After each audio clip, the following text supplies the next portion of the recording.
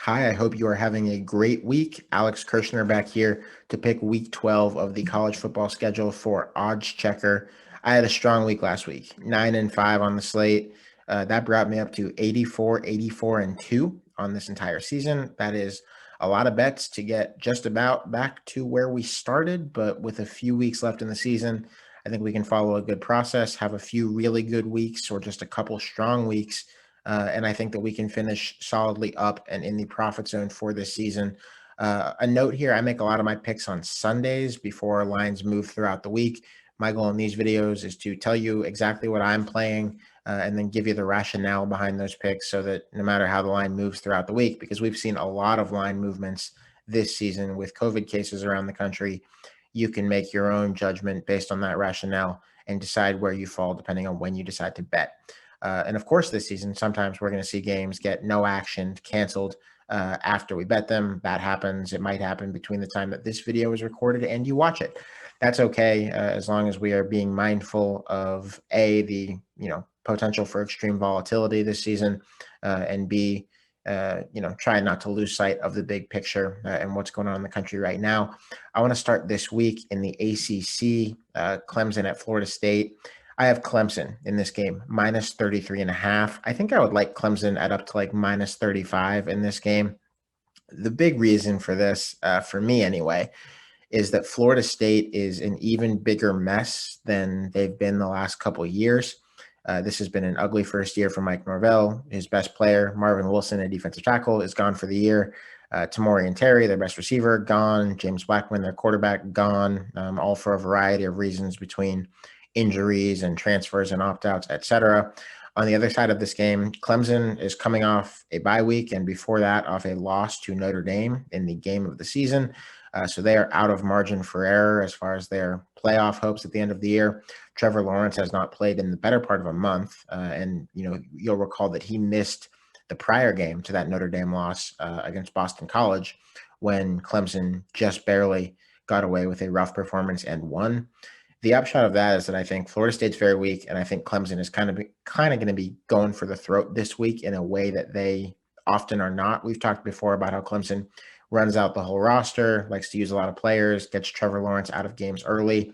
Given that he has not played in a while, and this will be his first game back, and we're glad that he is apparently feeling healthy after having the coronavirus, I think he's going to play for a while in this game. I think Clemson's going to run it up, and I do not think that they're going to be inclined to show a lot of mercy to Mike Norvell and Florida State this week. In the Big Ten, a big game this week in the Big Ten West, Wisconsin and Northwestern visiting. Wisconsin is visiting Ryan Field, where they have had a lot of trouble in the last decade plus. I have Wisconsin -7, all the same in this game. The anecdote that Wisconsin loses, and I think it's like 1-5 in its last 6 trips to Ryan Field. The anecdote that they lose games in this particular stadium doesn't do a lot for me. What does do a lot for me is that I think Wisconsin is really, really good. And I think that Graham Mertz, the quarterback, gives them a passing dimension that they have not had in a really long time, really not since Russell Wilson was there. And Paul Chryst, the current head coach at Wisconsin, was the offensive coordinator a long time ago, better part of a decade ago. Northwestern's defense, solid. Northwestern, a very good team. But their best asset is their secondary. And I think that Wisconsin, even if Northwestern secondary is able to somewhat neutralize Mertz and his receivers, I think that Wisconsin is stronger up front. I think that they will control the game by running the ball if they have to. In the Pac-12 this week, Washington State and Stanford in Palo Alto. Stanford's defense, pretty sketchy. This is not the Stanford teams that we have gotten to know and like over the last decade under David Shaw. They're in a bad place right now. Defense has gotten carved up pretty badly by both Oregon and Colorado, which are two different things. And Colorado's offense might be better than we've given it credit for coming into the season. But Stanford has not stopped the run.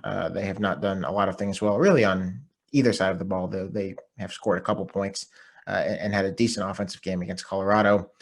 I think Wazoo's offense has been very well-rounded, put up a good showing even in defeat against a very good Oregon defense last week. I think Jaden DeLora, their freshman quarterback, is going to have a nice career, and I think that he's going to have a nice game on Saturday.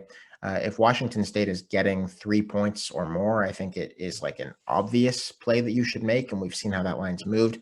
But I feel comfortable even just getting 2.5 to ride with the Cougs this week. Liberty and NC State this week, a non-conference game, which is kind of rare in the power conferences at this point in the season. Liberty at NC State in Raleigh. I like Liberty getting 3 points, Liberty +3 in this game. I'm not sure why Liberty isn't favored outright. Honestly, I think they're a better team, and I think that if money line betting is your thing, Liberty is a good candidate for that this week. They have been pretty consistently undervalued by the odds makers all year. Liberty is 6-2 against the spread. And if you just watch them play, they're very solid on offense. They have a good plan. Say a lot of things about Liberty, in terms of their off the field stuff and about that university. But Hugh Freeze can call a good offensive game, and Malik Willis is a good quarterback. They have a good spread offense that makes defenses run around a lot until they get tired. And NC State just hasn't been the same, I think, for most of this year since Devin Leary got hurt and Bailey Hoffman replaced him at quarterback. They do a few things well. They can score a bit, but they're not quite where they were when they were on a really nice run in the early part of October. And I just think Liberty's going to score a lot of points in this game. So I like the Flames. Houston and SMU. This game is at SMU. I have Houston getting 3.5 in this game. I think that SMU could be a little bit deflated after a really bad come-from-ahead loss against Tulsa last week. They're up 21-0 and lost.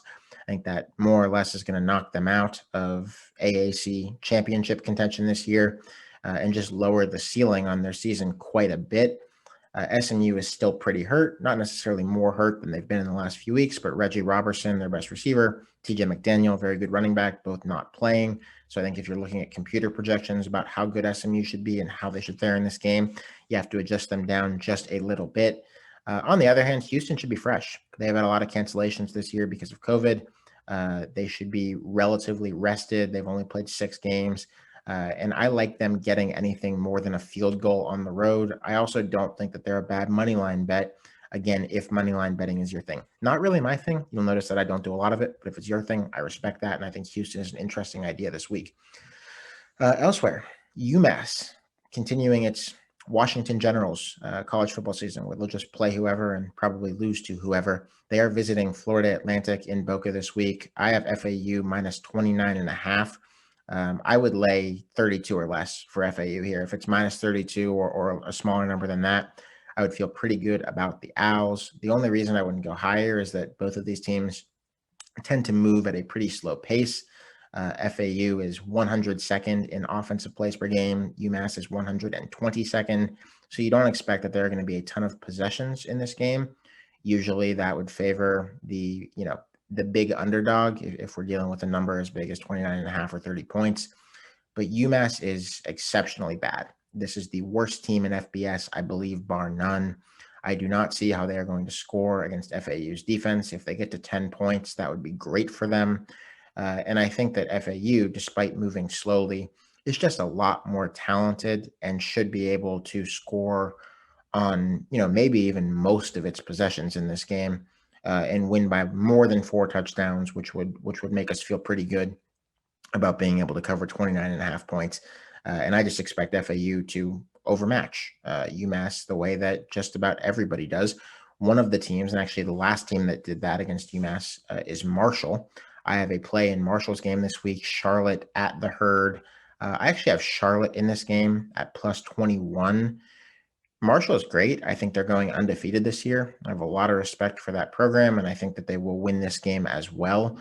But while they're really good, they don't play fast. They are playing what should be a pretty fresh Charlotte team. We talked about how Houston hasn't played a lot of games. Charlotte has also not played a lot of games. They've played 5 all year, have not been on the field since Halloween.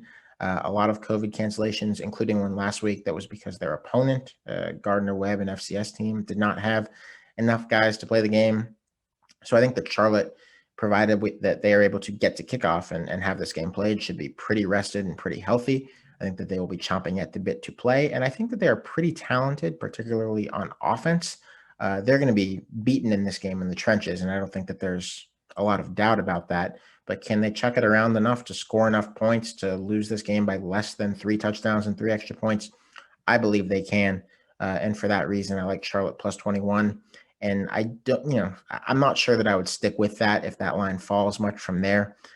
Anything below plus 20, I might just not be interested in this game. But particularly if it gets north of that, if it gets to 21.5, 22, I'd keep an eye on Charlotte. I think they're a good team, and I think that they can cover a big number even against a team like Marshall. Elsewhere in Conference USA, Rice at North Texas. I have North Texas -1 in this game. Rice might be better this year. I mean, they appear to be better than they've been in a long time. They nearly beat Middle Tennessee in their first game, and they crushed Southern Miss in their second. Those are two very bad teams, but you can only beat who you play, and Rice has been those teams in the past. They've been those really bad teams. But I cannot take Rice with such a small margin that it's basically a pick 'em on the road against a non-horrendous team until I've seen a little bit more out of Rice. North Texas was very, very bad earlier in the season. They still do not play a lot of defense, but they do score a lot, and Rice's big asset is defense. I'm just curious if Rice is going to be able to capitalize on how bad North Texas's defense is. I think there's a lot of teams out there that could score a lot of points against North Texas, but I'm just not sure until we see more that Rice is.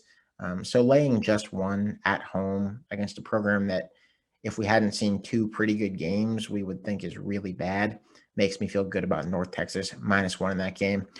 Two more for you in the Mountain West before I get out of here, involving two different picks involving undefeated teams, surprise undefeated teams.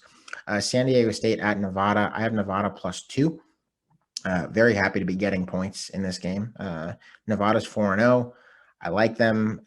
In fact, if I'm not laying points in this game with Nevada, I think I like them, period, depending on how that line moves. I feel like as long as Nevada is an underdog, it's very hard for me not to like them here. San Diego State plays very good defense. They do not play very good offense. I think that Nevada's air raid, the thing they've got going there under Jay Norvell, can score a bit even against a good defense that Brady Hoke has at San Diego State. And I don't think that San Diego State is going to score a ton of points because their offense isn't great, hasn't been for years, and has had some rough performances in the early going this year, though they had a few decent ones against really bad teams early on. Another 4-0 Mountain West team, and I'll get you out of here on this one, that has been really surprising and really good, is San Jose State. And I have San Jose State +1 getting a point at Fresno State this week.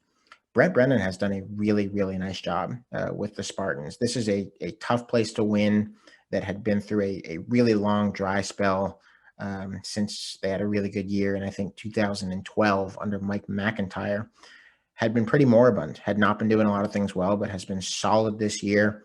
This line has moved. And I think at this point, San Jose State is laying a point or two at most places. I like San Jose State as long as it's -3 or less. I would not lay more than a field goal, but I'm not sold on Fresno State at all. I think that they are likely overvalued because they are 3-1, but with three very shaky wins against, I mean, not necessarily shaky performances, but just wins against opponents that are so bad that I'm not sure I would take anything from beating those teams. They have beaten Colorado State. They've beaten UNLV. They have beaten Utah State, which had just fired Gary Anderson, their head coach. Those are 3 wins against maybe the 3 worst teams in the league and 3 of the worst teams in the country playing football this year, period. This is also, their only loss was to a Hawaii team that does not appear to be very good either. I think it is still possible that Fresno is just not very good. And they're playing a San Jose State team that has been really, really solid, that beat San Diego State and that very good defense I was talking about just a couple weeks ago, and that I think should be the better team in this game. So I was very excited to get them plus a point. I think that, again, if it's less than a field goal, even laying points, I feel pretty good about them in this game. I think at this point, they're probably a better team. So that's it for me. Alex Kirshner signing off, picking the Week 12 slate of college football for Odds Checker. Thanks for following along. Thanks for watching, and hopefully we can make some money this weekend.